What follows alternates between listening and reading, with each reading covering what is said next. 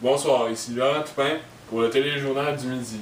Aujourd'hui, nous aborderons différents sujets tels que l'attentat survenu en Palestine hier soir, de la faillite du Stargate au Canada et le déversement de diesel dans l'eau du fleuve empêchant les villes de Longueuil, Boucherville, Saint-Lambert, etc.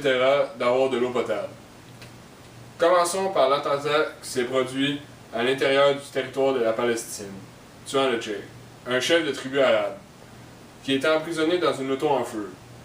Ce sont des drones qui ont été envoyés au-dessus de la mosquée, lançant plusieurs bombes meurtrières. Cet attentat a causé plusieurs morts et beaucoup de blessés. La mosquée est complètement détruite et plusieurs personnes essaient d'aller sauver les prisonniers, pris en dessous des décombres. Plusieurs personnes courent dans les rues craignant une autre attaque terroriste qui pourrait survenir à tout moment. Un homme a malheureusement été projeté par l'explosion incroyable au même moment que les nombreux projectiles. Plusieurs ambulances ont dû se déplacer sur les lieux pour contrer le plus de morts possible. Cet acte terroriste a laissé plusieurs proches des touchés dans un deuil soudain et des fois indéterminé au moment où je vous parle. Ce crime organisé est le résultat d'un conflit avec l'État d'Israël. Nous avons la chance d'avoir un envoyé spécial sur les lieux de l'attentat qui nous éclairera sur le sujet. Bonjour Mathilde. Bonjour Laurent.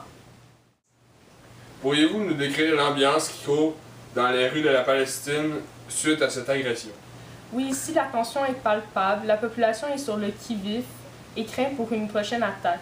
La poussière est partout dans les rues causée par l'explosion. Les gens attendent encore de savoir si leurs proches ont été touchés. Les hôpitaux sont bondés de malades et de proches complètement anéantis par la condition malheureuse de leurs parents. Les ambulances monopolisent les rues viennent de partir avec des blessés. Les plus près de la mort sont laissés de côté, laissant la chance à ceux qui sont plus propices à des soins médicaux.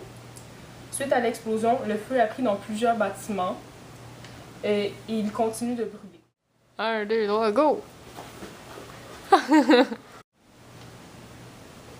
Nous voyons des gens courir derrière vous. Qu'est-ce que cela signifie? Les gens sont terrifiés et vont dans tous les sens. Ils craignent le pire, comprenez-vous? Bien sûr!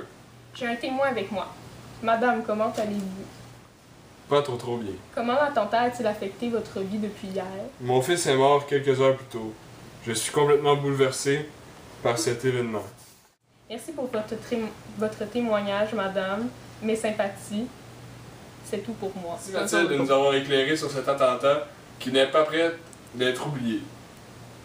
Revenez-nous si vous obtenez d'autres informations sur le sujet. Portez-vous bien dans votre restant de séjour et soyez prudente en tout temps lorsque vous marchez. Il faut vous attendre à tout. À bientôt.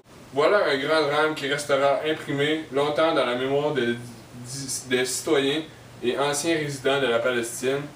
Après la pause, la faillite de Target, ici Radio-Canada, téléjournal.